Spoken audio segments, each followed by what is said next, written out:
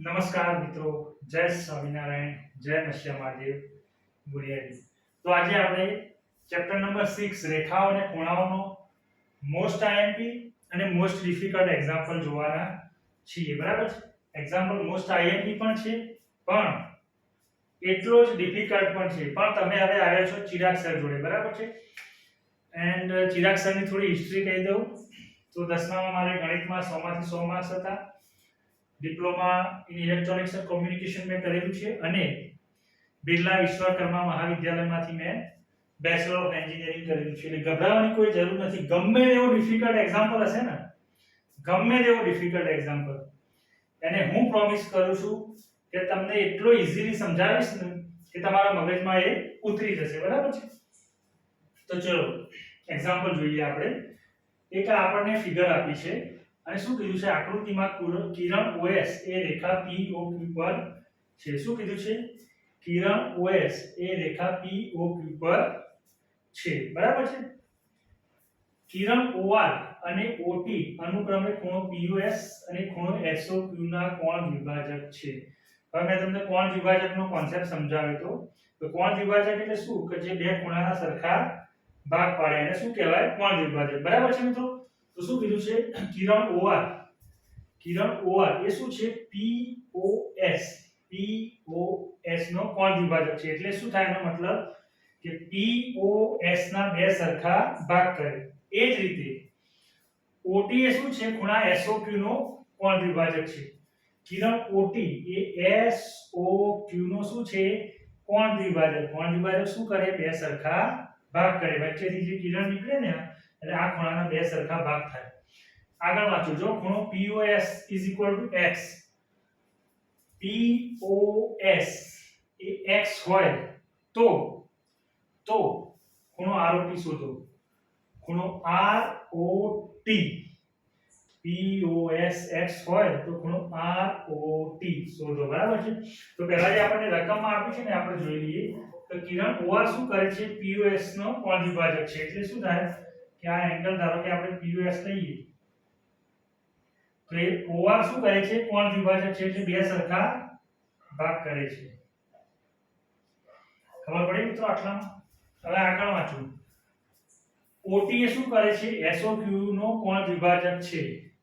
કિરણ OT એ SOQ નો કોણ વિભાજક છે એટલે એના બે સરખા ભાગ પાડે છે. એટલે આ જો એંગલ SOQ હોય તો એના બે સરખા ભાગ પાડે છે. આટલામાં ખબર પડી મિત્રો? તો પછી બીજું શું કીધું છે? Angle POS x. POS angle POS x આટલું તમને આપ્યું છે x હોય તો ખૂણો ROT શોધો.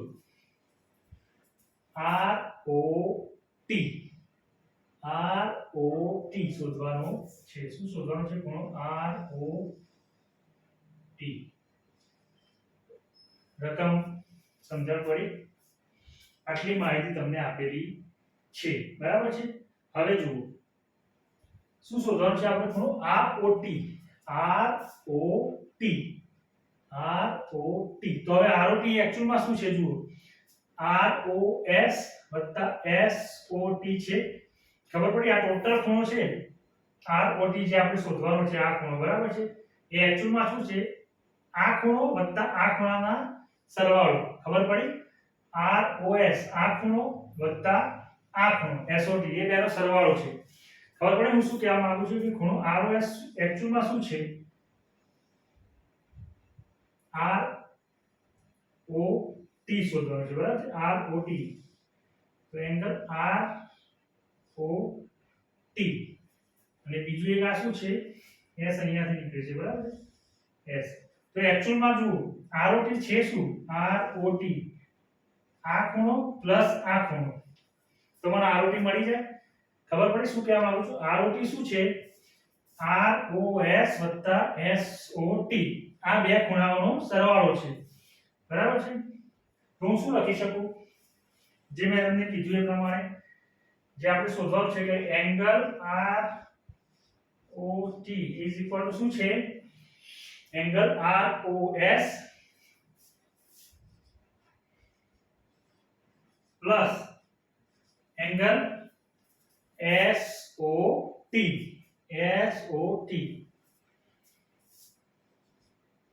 આટલા સુધીમાં ખબર પડી. આને આપણે કહી દઈએ સમીકરણ નંબર 1. તો હવે આપણને એટલી ખબર પડી કે આપણે જે એંગલ ROT શોધવાનું છે એ એક્ચ્યુઅલમાં છે શું? ROS અને SOT નો સરવાળો.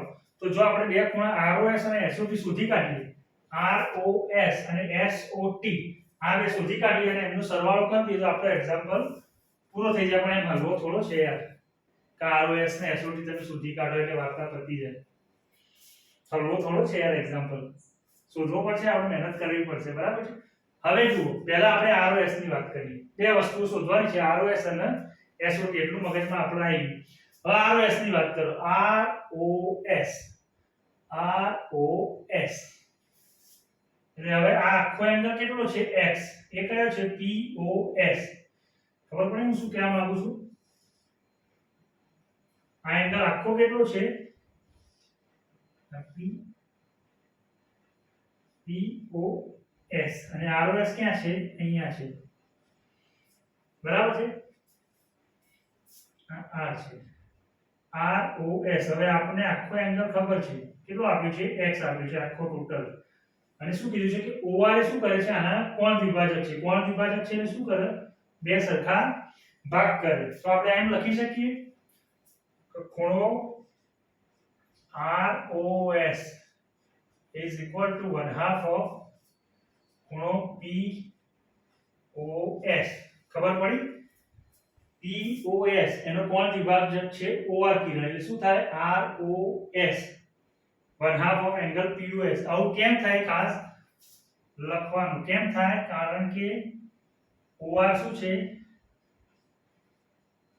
કિરણ. OR એ એંગલ POS નો કોણ દ્વિભાજક છે. ખબર પડી? એટલે હું આ લખી શકું, એમને ના લખી શકું, બરાબર છે. તો હવે જુઓ, POS તો આપણને રકમમાં આપ્યું છે. કેટલું આપ્યું છે? x. તો એ કિંમત હું અહીંયા મૂકું તો શું થશે? Angle of ROS is equal to 1/2 of x is equal to x by 2. આને કહી દો સમીકરણ નંબર 2. અને આ આપણે ક્યાંથી લખ્યું? પક્ષ અથવા તો રકમમાં તમને એંગલ POS આપેલું છે. તો ચલો આપણું એક કામ તો પતી ગયું કે તમને ROS તો મળી ગયું. ROS કેટલો મળ્યો? x by 2. હવે આપણે શોધવાનું છે SOT. ફરીથી આ ફિગર ઉપર આવો. શું શોધવાનું છે? SOT. Angle SOT. હવે પાછું અહીંયા જુઓ, કિરણ OT શું છે? એ SOQ નો કોણ વિભાજક છે. એટલે બે સરખા ભાગ કરે છે. તો ફરીથી હું આમ જેમ અહીંયા લખ્યું એવું શું લખી શકું કે angle SOT is equal to 1/2 of angle SOQ. અને હું કઈ ઘરથી ના લખી શકું. બાપાનો રાજ નથી કે હું ડાયરેક્ટ લખી દઉં કે આ આવું છે. કેમ લખી શકું? કારણ કે કિરણ OT શું કરે છે? કિરણ OT શું છે? કિરણ OT એ એંગલ SOQ નો કોણ વિભાજક છે. એંગલ SOQ નો કોણ દ્વિભાજક છે, બરાબર છે. તો એક બીજું સમીકરણ આપણને શું મળ્યું? Angle of SOT is equal to 1/2 of angle of SOQ. પણ અહીંયા તો આપણને POS તો x આપેલું હતું એટલે આપણે સિમ્પલી લખી દીધું કે x by 2. હવે અહીંયા SOQ નું તો કોઈ રિલેશન આપ્યું નથી. જુઓ, SOQ કશું આપ્યું નથી. તો હવે આપણે બીજું મગજ દોડાવવું પડશે. હવે આ ફિગર જુઓ, સરળ કોણનો આપણે કોન્સેપ્ટ ભણ્યા હતા, સરળ કોણ. હવે એક્ચ્યુઅલમાં આ ફિગર શું છે? આખો એંગલ કેટલો થાય? 180 થાય. POQ આખી રેખા છે એટલે આખો એંગલ કેટલો થશે? આ ટોટલ 180 અને આ આખો 360. ટોટલ આખું રાઉન્ડ ફરી જાય તો 360. તો આ POQ જે રેખા છે તો આ એંગલ કેટલો થાય? સરળ કોણ આપણે ભણ્યા હતા તો 180 થાય. ખબર પડે હું શું કહેવા માંગુ છું? કે જે આ ટોટલ એંગલ આપણે લઈએ P અને Q છે, બરાબર છે? તો ટોટલ આખો એંગલ કેટલો થશે? 180 થશે. તો અહીંયા આપણને કેવી રીતે આપીશું ફિગર P O અને S, બરાબર છે? હવે અહીંયા આખો એંગલ કેટલો છે? ટોટલ 180. કેમ? સરળ કોણ. તો હવે આ ટોટલ 180 હોય તો હું લખી શકું એંગલ POS SOQ = 180. ખબર પડી? POS SOQ = શું થાય? 180 ડિગ્રી. લખી શકું? તો શું લખી શકું? આને સમીકરણ નંબર 3 કહી દો, બરાબર છે? SOQ ની વેલ્યુ આપણે શોધવાની છે.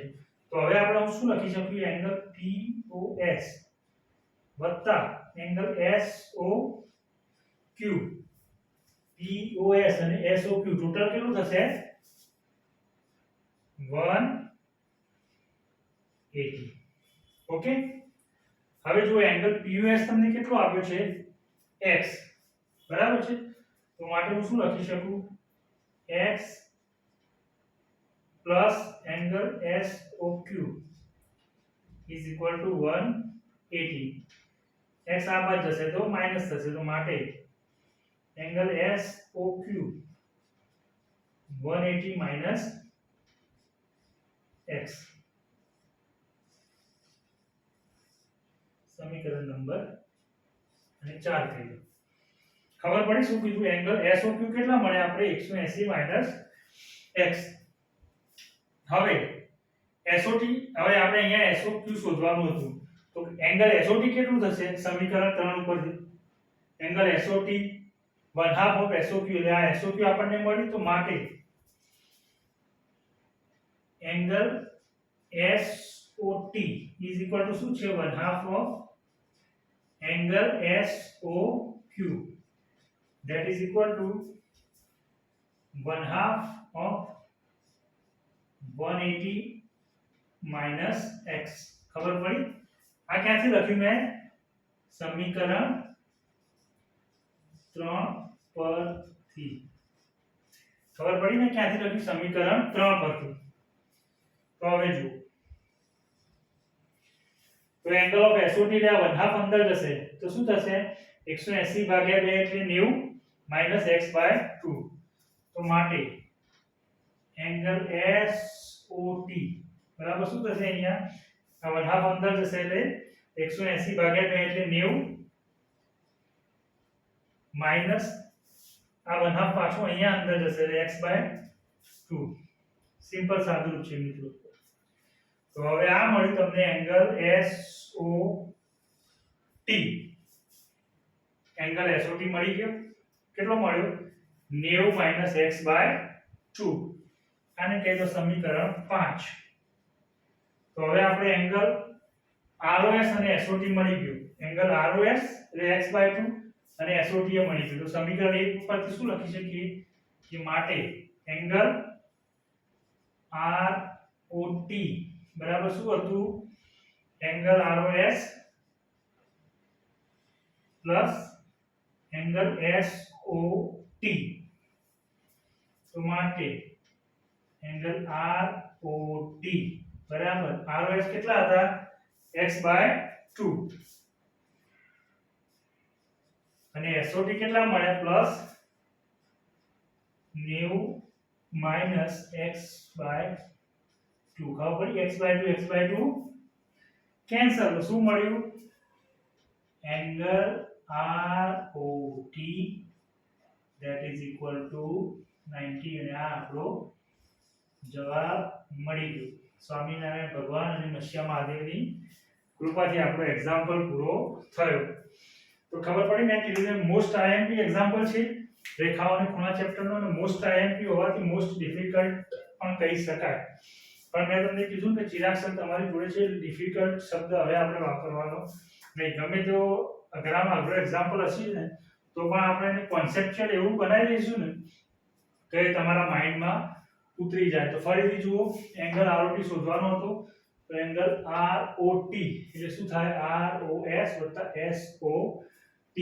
હવે ROS એટલે શું થાય 1/2 ઓફ POS કેમ કારણ કે કોણ વિભાજક છે એટલે બે સરખા ભાગ પાડે એ જ રીતે SOT એટલે શું થશે 1/2 ઓફ SOQ કેમ કારણ કે OT એ શું છે કોણ વિભાજક છે એટલે બે સરખા ભાગ કરે છે બરાબર છે તો એટલામાં ખબર પડી હવે આપણને અહીંયા SOQ ડાયરેક્ટ આપેલું હતું નહીં POS ની તો વેલ્યુ x આપી હતી તો SOQ શોધવા માટે આપણે સરળ કોણનો કોન્સેપ્ટ વાપર્યો શું વાપર્યો કે આખો એંગલ કેટલો થાય 180 તો POS SOQ બરાબર કેટલો થાય 180 થાય બરાબર છે તો એ બેનો સરવાળો કરીને આપણને SOQ ની વેલ્યુ મળી SOQ ની વેલ્યુ આપણે SOT માં મૂકી SOT = 1/2 of SOQ એટલે SOT ની વેલ્યુ મળી ને SOT અને ROS ની વેલ્યુ એંગલ ROT ના સમીકરણમાં મૂકી એટલે શું મળ્યું આપણને એંગલ ROT = 90 તો બરાબર છે મિત્રો કન્સેપ્ટ બેઝડ એક્ઝામ્પલ છે થોડી પ્રેક્ટિસ માંગી લે એવો એક્ઝામ્પલ છે પણ